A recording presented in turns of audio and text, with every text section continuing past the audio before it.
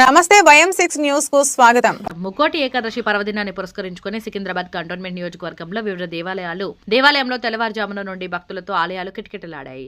భక్తులు ఎంతో సాంప్రదాయంగా విచ్చేసి దైవ దర్శనాన్ని వీక్షించారు. అదేవిధంగా తిరుమలగిరి టీచర్స్ కాలనీలోని శ్రీ సాయిబాబా దేవాలయంలో కొలువుదీరి ఉన్న శ్రీ వెంకటేశ్వర స్వామిని స్థానికులు అధిక సంఖ్యలో విచ్చేసి దర్శనం చేసుకున్నారు. ఈ సందర్భంగా ఆలయ నిర్వాహకులు చైర్మన్ గోపాల్ దాస్ మాట్లాడుతూ, వైకుంఠ ఏకాదశి రోజున ఉత్తర ద్వారం నుండి వెంకటేశ్వర స్వామి దర్శించుకుంటే జన్మజన్మల పాపాలు తొలగిపోతాయని అన్నారు. దేవాలయంలో భక్తులు ఏం కోరుకుంటే అది జరుగుతుందని తెలిపారు. ఉదయం నుండే కాలనీ వాసులు విచ్చేసి పూజలు చేసి దేవుని ఆశీర్వాదం పొందారని గోపాల్ దాస్ తెలిపారు.